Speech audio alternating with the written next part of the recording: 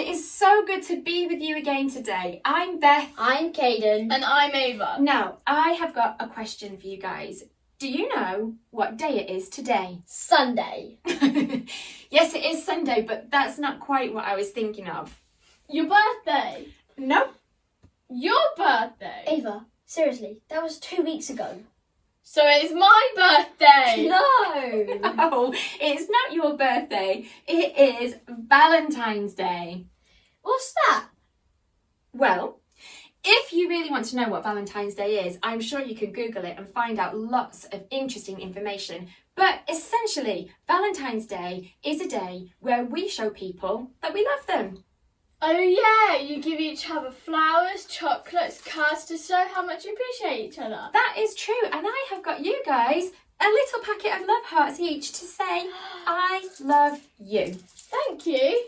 Can we eat them now? Yes, actually, you can. And we are going to join John and Brandon over on the So-and-So show because they've been thinking about love and Valentine's Day too. So let's join them now.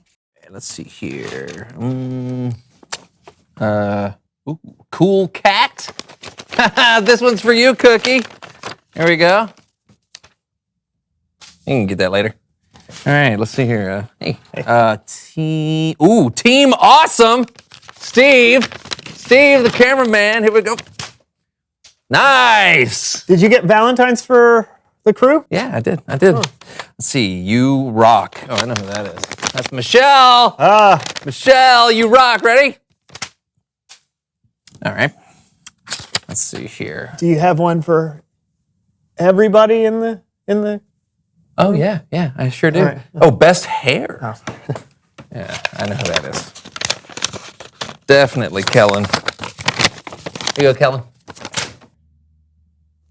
Yeah. Oh, you might like this one, Brandon. Oh, really? Okay. Yeah. Good friend. Aw, that's so. You are an amazing co-host. Oh. Hilarious and intelligent, always eager to learn and to support me in my career and creative endeavors. Thank you. That is very nice of you. And Okay. you are very, very, very, very, very, very, very, very, very, very, very, very, very, very, very, very, I'll just get this one. very, very.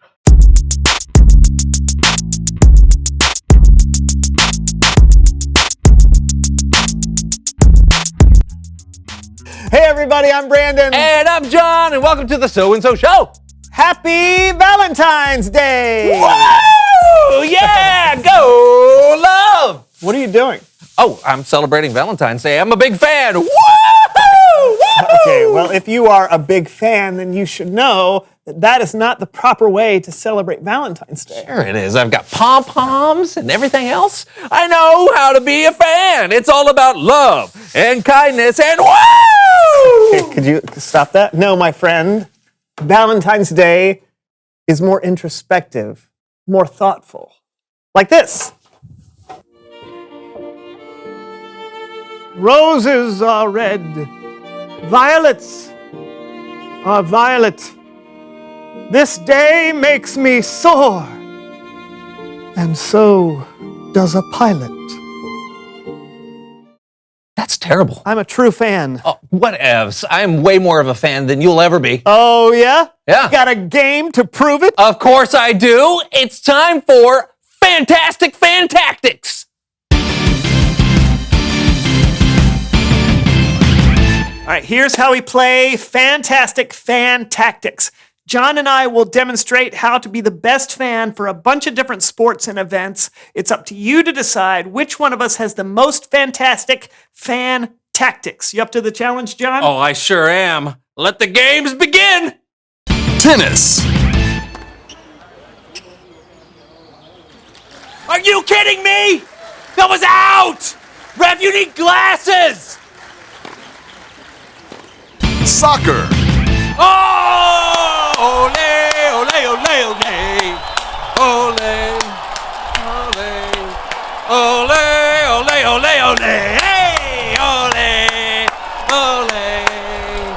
Is it over? Bowling. Woo! Oh, yeah! You got 3 strikes in a row. You're out of there. No. Chess.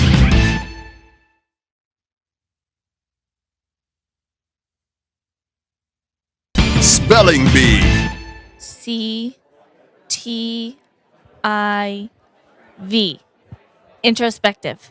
You forgot the E! You know better, Devin! You know better! Come on! Good effort, Devin.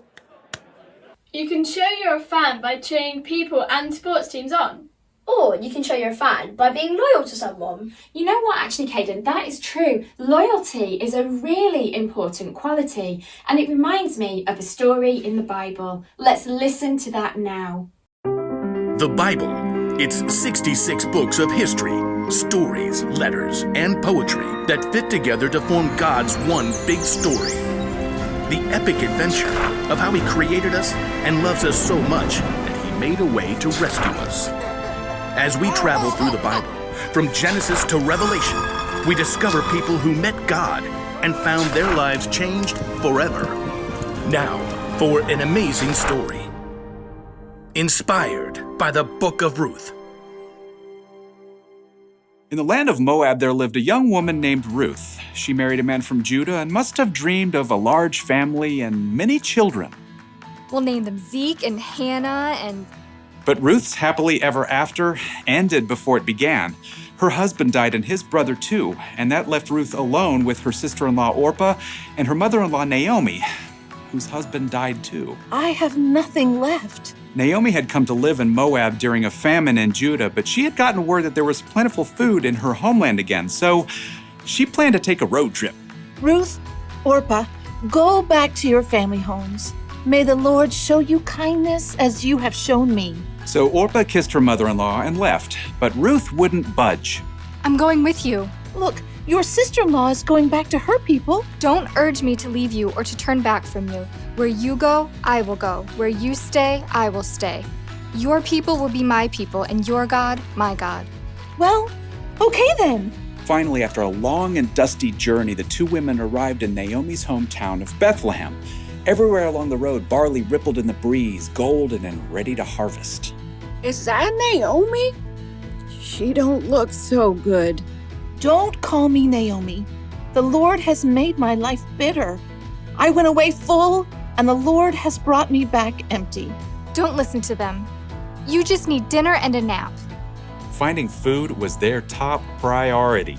Some of those barley fields belong to my husband's relative, Boaz. The grain is being harvested right now. Let me go to the fields and pick up the leftovers. Go, my daughter. The law instructed the landowners to leave behind some of the harvest for people who needed food, so Ruth followed behind the harvesters, gathering every bit of barley that fell to the ground. Barley. Let's see. You can barbecue it, boil it, broil it, sauté it. Ruth worked hard in the heat of the day. In the afternoon, Boaz came out to survey the harvest. The Lord be with you. The Lord bless you! Boaz spotted Ruth hard at work and asked his overseer, Who is that young woman? She came back from Moab with Naomi. She asked if she could pick up the extra grain and has barely rested all day. Boaz was moved by Ruth's care for Naomi. He waded through the barley to speak with her. Stay here and follow along where the men are harvesting. I'll make sure no one bothers you. And when you're thirsty, you get a drink from the water jars. Why are you so kind to me, a foreigner? I've been told what you've done for your mother-in-law, how you left your homeland to come here. May the Lord reward you. Boaz offered Ruth bread and roasted grain to eat, and at the end of the day, she was able to bring a large amount of grain home to Naomi. So much food! Ruth continued to work in Boaz's fields until the end of the grain harvest, but even then, life would have been very difficult for two women living alone together. So Naomi laid out a plan for Ruth. I will do whatever you say. At the end of the harvest, the workers threshed the grain to separate the edible kernel from the straw. Then, they held a big celebration. When the meal was over and the lights burned low, Boaz laid down near the pile of grain to sleep. Ruth arrived and approached Boaz just as Naomi had told her to do. She folded the blanket away from his feet and lay down nearby. Who's there? It's me, Ruth. Please give me your protection since you're responsible for our family. Boaz was surprised, but what Ruth had said was true. The Lord bless you. Don't be afraid. I'll do what you ask. Everyone knows you are wise and kind. Even though Boaz agreed to help Ruth, there was a family member who was closer than Boaz. So in the morning, Boaz set out to meet that man and the town elders to settle the matter. I will buy Naomi's land and also marry Ruth, if you will let me. Well, I sure can't purchase Naomi's land and take care of my own land too. So we're good? Go right ahead. Today, you are all my witnesses that I will buy Naomi's land and marry her daughter-in-law, Ruth. As soon as it could be arranged, Boaz and Ruth were married. Naomi came to live with them, and a short time later, Ruth and Boaz had a new baby boy. His name is Obed. Aren't you the sweetest little thing? So through the kindness of Boaz and Ruth, Naomi had a brand new home and a brand new family too. Everyone could see the difference in her face. Praise be to the Lord. He's given you a new lease on life, Naomi. Yeah, that Ruth is better to you than 7 sons. Now, Ruth's story doesn't end there. Her son Obed had a son named Jesse, who had a son named David, King David. And hundreds of years later, a new baby boy was born in Bethlehem who was a descendant of King David, and his name was Jesus.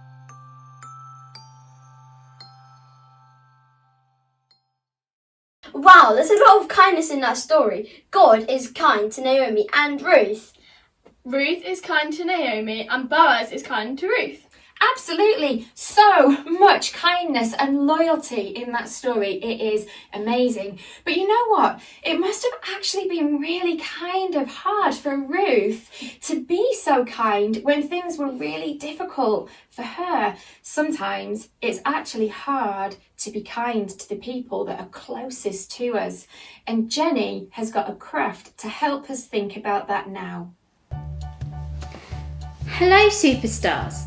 For your craft at home today, I'm going to show you how you can make a very special card for someone close to you or someone in your family. You will need an A4 piece of card, some pens, and your thinking cap. Take your A4 piece of card and fold it in half. Now, on the front of the card, you need to write the person's name down like this. So my name is Jenny, so I've written the letters of my name as an example for you down here. You might want to take your pens and colour them in, or you might want to do it on the computer and print it off. You can be as creative as you like with writing the person who's going to be receiving this card's name. Once you've written the name down the side, you need to think of each letter and think of something kind about that person. Here's one that Beth did for me. Jenny. Joyful, encouraging, not self-seeking, nurturing, useful and fun. Well, thanks Beth. That's really made my day. Thank you for all those kind things that you said. Now have a think about the kind things you're going to say about the person your card's for, and maybe it will make their day too. Bye! See you next week!